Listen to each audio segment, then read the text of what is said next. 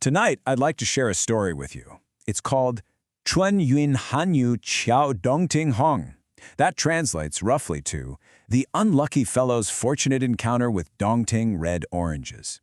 It comes to us from a wonderful collection of tales titled Chu Ke Pian Jing, which means something like striking the table in amazement. And well, it's a fitting title for these stories from the late Ming Dynasty, which so often explore the incredible, surprising turns of fortune in the lives of ordinary people. At the very heart of this story is an old saying.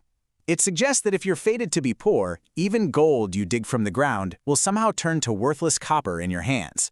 But if you're fated for wealth, even a scrap of paper you find can become valuable cloth. It's this idea, this profound question about destiny, and the forces that might govern our lives that really shapes the journey of the man we're about to meet. And to really understand this, there are two concepts we need to hold on to. The first is Ming. Think of it as your destiny, your fate, the unchangeable map of your life's journey. And then there's Yun. That's your fortune or your luck. It's the unpredictable weather you encounter on that journey. So you see, it's possible to be fated for wealth, to have a great destination on your map, but still suffer through a very, very long storm of bad luck. Our story is about a man whose luck, his Yun, is about to see a dramatic change in the weather. You know, to show just how powerful fate was thought to be, the original text shares a little anecdote. It tells of an old man who had saved up 8 silver ingots his whole life. One night, he dreamt that the ingots turned into 8 men, and they told him, "Our time with you is over. We're destined for a new owner now." When he woke up, his life savings were gone. And later, he actually found the new owner, just as the dream foretold. The silver hadn't been stolen, it had simply moved to where it was fated to be. And that idea brings us to our protagonist, a man from the beautiful city of Suzhou who lived back in the time of the Ming Dynasty. His name was Wen Shi. Now, Wen Shi was a man of remarkable talent. He was skilled in music, chess, calligraphy, painting, just a very clever and cultured person. In fact, a fortune teller had once told him that his Ming, his destiny, was one of great wealth. But his Yun, his everyday luck, well, that told a very different story. Every single business he ever tried to start failed spectacularly. His persistence in failure was so legendary that he earned a nickname, Dao Han, the unlucky fellow, a man whose fortune always seemed to run backward. Just to give you an idea, take one of his ventures. He thought he could make a great profit by selling beautiful, hand-painted Suzhou fans in the capital. So he invested everything he had. But that year, Beijing had a bizarrely cool and rainy summer. No one needed fans. And when the weather finally cleared, he opened his stock to find the dampness had glued all the delicate fans together into useless, ruined clumps. His entire investment was gone. And that was the pattern of his life. So, as you can imagine, Wen Shi eventually lost everything. He had no prospects, no family to speak of. He heard that a group of merchants he knew were getting ready for a long sea voyage. He decided, I'll go with them. Not to trade, he had nothing left to trade, but simply to get away, to escape the life of failure that haunted him, maybe to see the world one last time. His merchant friends, they took pity on him.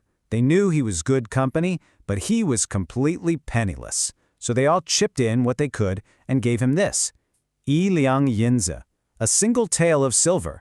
It was a tiny amount, really, but for Wen Shi, it was everything he had in the world. With such a tiny sum, of course he couldn't afford valuable goods like silk or porcelain.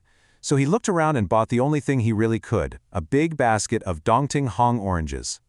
These were very common, very cheap fruits from a local lake, known for being a bit on the sour side. His merchant friends couldn't help but laugh when they saw his humble investment. But Wen Shi just figured, well, at least he'd have something to eat and share on the long voyage. After many, many days at sea, their ship finally arrived in a foreign land called the Jingling Kingdom. And something amazing happened. The people there had never seen an orange before. The brilliant red color of his fruit caused an absolute sensation. What was a common, cheap snack back home was seen as a priceless, exotic delicacy here. To his absolute astonishment, people were lining up to buy his oranges. In almost no time at all, his simple basket of sour fruit sold for 1,000 foreign silver coins. For the very first time in his life, the unlucky fellow had actually turned a profit. It was just a small sign, perhaps, but it felt like his yin, his everyday fortune, was finally beginning to turn. On the journey home, though, it seemed his old luck wasn't quite done with him. A violent storm blew in, and their ship was forced to take shelter on a small, deserted island to wait it out. The other merchants were exhausted, and they rested on the ship, but Wen Shi, he was too restless. He decided to go ashore and explore. And as he walked alone on that desolate shore, his newfound fortune felt fragile. He had 1,000 silver coins, sure, but he was still just a man on a tiny ship in a vast ocean, his life completely at the mercy of the elements. He started to wonder if this little success was just a fluke, a fleeting moment before his old, familiar bad luck returned. Wandering further inland, he stumbled upon something truly bizarre. It was a huge, weathered shell as large as a small bed. Thinking it was just a strange curiosity, something interesting to show people back home from his travels, he dragged the heavy thing all the way back to the ship. When his friends woke up and saw it, they just roared with laughter. They mocked him for hauling a worthless, cumbersome piece of trash aboard their ship. The storm passed, and their next port of call was in Fujian province. There, the merchants went to meet with their usual trading partner, a very wealthy and highly respected Persian gem trader by the name of Ma Baoha. When Ma Baoha boarded their ship to inspect their cargo, his expert eye scanned over everything. And then he stopped. His gaze fell upon the giant, ugly shell tucked away in a corner of the hold. His face was a mixture of shock and reverence. He turned to the other merchants and scolded them fiercely. He couldn't believe they had treated Wen Shi so poorly, telling them that this newcomer's treasure dwarfed everything else they had on board, all of it put together. Later, back at the trading house, the Persian merchant asked Wen Shi if the shell might be for sale. Wen Shi, having absolutely no idea what it could be worth, timidly threw out an absurdly high number. He asked for Wu Wan Liang, 50,000 taels of silver. But Ma Bahal just calmly shook his head and said that the price was far, far too low. And then, Ma Bahaha revealed the secret. This was no tortoiseshell. It was the shed carapace of a mythical Tuo dragon, a creature said to live for 10,000 years before it sheds its shell just once.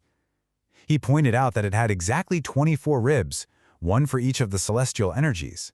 And hidden deep inside each of those ribs was a perfect, flawless, luminous pearl, a treasure quite literally beyond imagination. A deal was struck, and Wen Shi, the man who had started this entire journey with just a single pitied coin, was about to receive a fortune that would not just change his life, but redefine it completely. And here's where the Persian merchant showed his wisdom. He didn't just hand over a mountain of silver that Wen Shi might lose. Instead, he structured the deal to establish a whole new life for him. He gave him a huge sum of cash, yes, but also a fully stocked satin business, a grand mansion with over 100 rooms to live in. He ensured that Wen Shi's fortune was secure, stable, and could continue to grow. And in that moment, the unlucky fellow simply vanished. He was gone. In his place stood a respected, wealthy merchant with a new home and a new future. You see, the fortune teller had been right all along about his Ming, his destiny for wealth. It just took a whole lifetime of bad yun, of terrible weather, before the storm finally broke and his true fate could at last shine through. The story closes with this lovely poetic reflection. It suggests that value isn't always inherent in the thing itself, but in the timing. For years, Wen Shi's life was like stubborn iron, dull, common, and seemingly worthless. But when his time finally came, when his fortune turned, that stubborn iron began to shine brighter than any gold.